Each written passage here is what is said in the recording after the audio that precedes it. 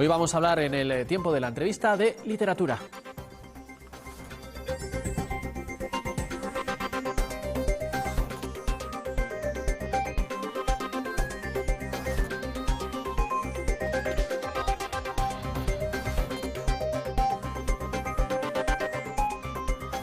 Hacemos con Annalena Rivera, con este nuevo libro, La niña del sombrero azul. Bueno, enhorabuena, ¿no? Lo primero. Muchas gracias. Bueno, un libro así supongo que requiere de muchísimo trabajo, ¿no? Bueno, pues 15 meses de trabajo bastante intensivo entre escribir, documentar y corregir. Y yo tengo una pregunta, a ver qué le parece. ¿Qué día se hundió el Titanic? El 14 de abril de 1912. Usted lo sabe concretamente por algo, ¿no? Porque Sí. ahí empieza todo. Ahí es el día que nace Manuela, la protagonista de esta historia. Una historia marcada por dos cosas, una mujer por una máquina de coser y por Alexandra. Sí, por Alexandra. Es la hija de los marqueses en cuya casa entra a trabajar Manuela, la protagonista de la historia, y Alexandra es prácticamente de su misma edad. Y bueno, pues todo lo convulso que fue el siglo XX, todas las cosas que suceden, hace que se vaya forjando una amistad que dura pues para toda la vida. Es una historia ficticia, pero con algo de realidad. ¿Qué es lo que tiene de real? Cuéntenos. Hay muchísima realidad. Toda la historia es ficción histórica, las protagonistas nunca existieron y sus vidas tampoco, pero todo está basado en pequeñas historias que sí que fueron reales. Está basado en las historias que yo escuchaba en el taller de costura de mi tía, que era modista, y por allí pasaban muchas mujeres, pues aprendices, clientas a probar, y bueno, pues vecinas y amigas, mi madre que iba a coser con ellas, y yo siempre estaba por allí. Y allí pues se hablaba de todo, y había días que hablaban de lo que habían hecho esa mañana, y había días que hablaban de cuándo la guerra, de cuándo los años 60, de cuándo se habían casado, de mil cosas, ¿no? Y yo me quedaba con muchas de esas historias porque me impresionaban. Y muchas de ellas están construyendo la vida de Manuela, de Alexandra y del resto de protagonistas. No sé si ha habido posibilidad de que, no sé si su tía sigue aquí con nosotros o no, y haya podido leerlo y reconocer alguna de esas historias, o algunas otras personas de su familia que hayan estado en ese taller y recuerden alguna de esas historias también. Ya no hay nadie, no queda nadie, pero sí que es verdad que... Es un bonito legado también, entonces. Sí, efectivamente, era para darles voz, ¿no? Para que la historia de esas mujeres, que es la historia de tantísimas mujeres españolas, pues que al final no caiga en el olvido, ¿no? Que esto que se transmite por tradición oral, pues ahora continúe. Muchos lectores lo que dicen es, me suena todo tan familiar, me recuerda a mi abuela, me recuerda a mi abuelo, ¿no? Y bueno, ahí está la magia de la historia. ¿Sale Asturias también? Por supuesto, siempre sale Asturias. Al final son recuerdos, son historias que están atadas a un lugar. Sale Asturias, sale Oviedo, sale Gijón, sale Pola de Elena, que es donde empieza la novela, y también sale Madrid, sale Rusia y sale Cuba. Claro, es una crónica del siglo XX también, ¿no? A través de estas mujeres. En ese sentido, ha tenido una labor de documentación muy exhaustiva, porque entiendo que ahí no puede fallar nada, la historia es historia.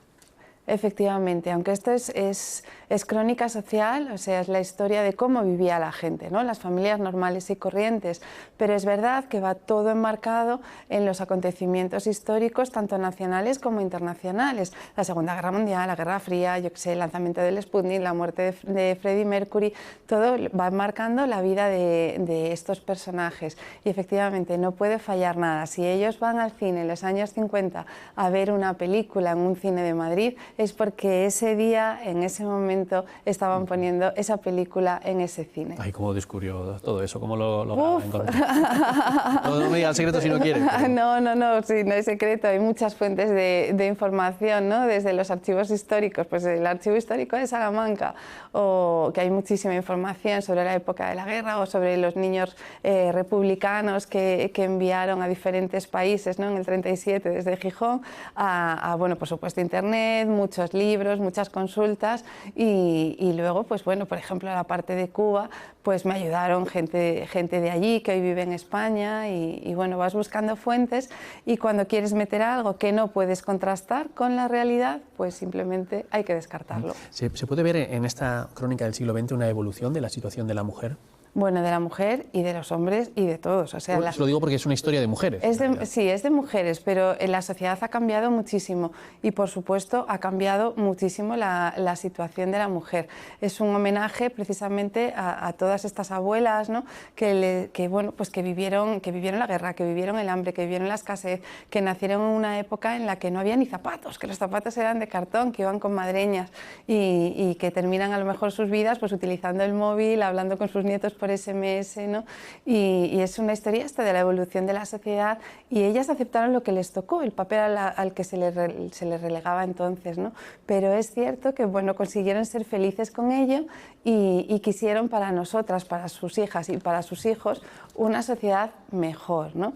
Por eso insistían tanto en, hija, tú vete a la universidad, ¿no? Hija, tú sé independiente económicamente. Sí, usted que es más o menos de mi quinta, no sé si le pasaba, yo cuando era pequeño a veces las personas más mayores, cuando uno se portaba un poco mal o hacía algo, le decían, una guerra teníais que haber vivido, que a mí me parecía muy cruel, pero decían esas cosas, ¿no? Yo no se lo voy a decir a mis hijos, desde luego, pero a lo mejor sí les puedo decir, léete el libro, para que sepas lo que había antes y valores lo que tienes ahora, ¿no? También es lo que dice usted, ¿no? Una crónica social, se puede promover en los colegios, en las escuelas, para que sepan cómo era esto antes. Es verdad que ahora buscamos referentes, a lo mejor pues en redes sociales, en personajes públicos, que nos dan una imagen, ¿no? Ahora es muy fácil, pero que si rascas un poco, enseguida los referentes se hunden. Cuando a lo mejor miramos atrás y en nuestras propias familias podemos encontrar referencias vitales de aceptación, que no es de resignación, y de cómo a pesar de una guerra, a pesar del hambre, a pesar de las penurias, había tiempo de bailes, de romerías, de ser felices, de alegría y de humor. Su tía era un referente. Mi tía era un referente, por ejemplo. Pero su tía no es la niña del sombrero azul, ¿o sí? No. No revele nada que no se pueda... No hay nadie. No hay, o sea, ninguna de las protagonistas es real. La niña del sombrero azul ni siquiera es la protagonista de la novela. La protagonista de la novela es Manuela y la niña del sombrero azul es su hija, a la que envían en uno de esos barcos republicanos y le toca que la envían a Rusia, que fueron los únicos, los que llegaron a Rusia, que no volvieron cuando terminó la guerra, ¿no? Hasta 2 décadas después, los que fueron a Rusia no pudieron volver y ni siquiera volvieron todos. Entonces, claro, la vida de Manuela está muy marcada por esa ausencia durante 20 años de su hija. ¿Qué tal está funcionando? Pues muy bien, la verdad es que la acogida entre los lectores está siendo maravillosa.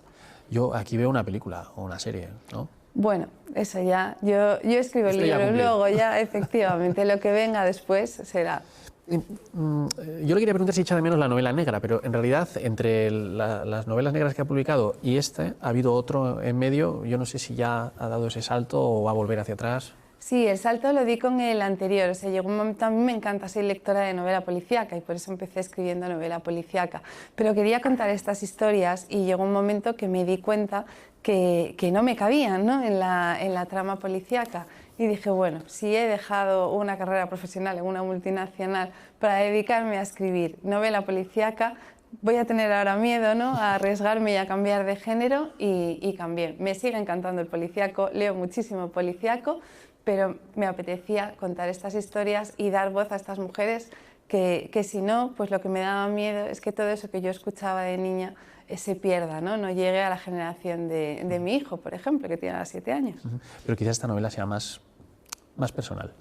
Es muy, muy personal. En esta me he dejado la piel y el corazón, ¿no? ¿Alguna lágrima también? Buf, muchísima. Yo lloro muchísimo escribiendo, lloro un montón. Al final nunca sé qué es lo que voy a contar después y cuando me salen las cosas, sobre todo al escribir, empiezo a entender muchas cosas, ¿no?, que nos decían nuestros mayores, cosas que siempre te han repetido, que nunca te has parado a pensar el por qué lo decía. Y entonces me emociono y lloro, claro que lloro. Sí, y luego hago llorar a los lectores, también lo sé. Pero también reír, ¿eh? También hay momentos para todo. Igual es más difícil hacer reír.